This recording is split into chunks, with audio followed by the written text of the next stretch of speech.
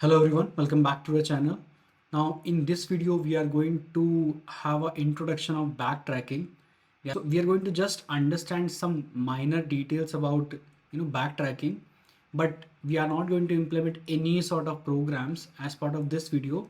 I will have to choose a proper correct program through which I can show you the execution of where exactly backtracking is required. Keeping that in mind, let's understand some basic details about backtracking. So backtracking is a problem solving algorithmic technique that helps us in trying different paths in reverting if there is a dead end. That means basically when you're trying to find a particular answer through your recursive calls, right? There is a possibility that not all of those calls are going to give you your required output. So in that case, what you do through this backtracking, you iterate till a particular point, and when you know that from there it is not going to lead to your required output, so what you do, you backtrack from there, you come back to a checkpoint, and from there you take another route. From there onwards you can check if in that way there is a possibility of getting the output or not. And it's not like you do it only once, again you check in that particular pathway. If that particular path is leading to a dead end, that means it is not going to give you an output. You again trace back, okay, again come back to your checkpoint and continue with a different path to find your required output. So that was the basic essence of it. What did I said?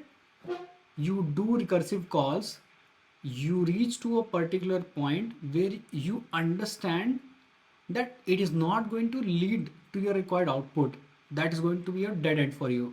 You come back to your checkpoint, you take another path to find your required solution. Again, you get a feeling through your code that this again is not going to lead to your required output. You again trace back, come back to your checkpoint and take another path. You keep on doing this unless you either get your required output or all of your recursions end.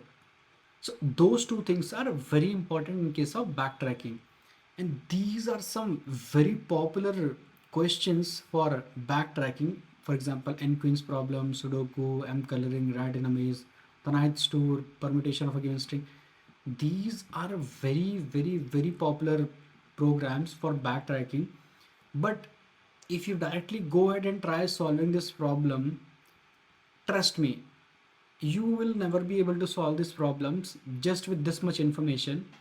And even if you go ahead and somehow you are able to solve this, right, trust me, it won't be through backtracking, because unless you know this technique properly, you cannot use that technique to solve this problem. So make sure you have a good understanding of backtracking first before you will go ahead and try to solve all these problems.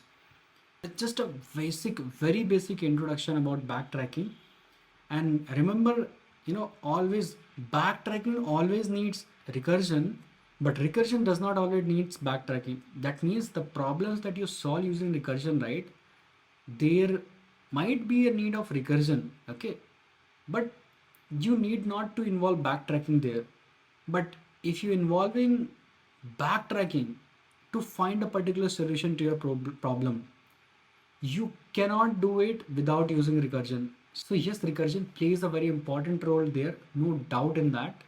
So I have intentionally, not taken any sort of program, because I know if I take it right, it is going to take so much time to explain you the justification of why we are using backtracking there. And we will do that, but not as part of this introduction of fundamentals. Okay, we are going to do it in some different problem solving series or something. This is just an introduction to understand what backtracking is. We are going to understand more concepts and we'll be implementing those as well. That's all I wanted to explain as part of this video. See you in the next one.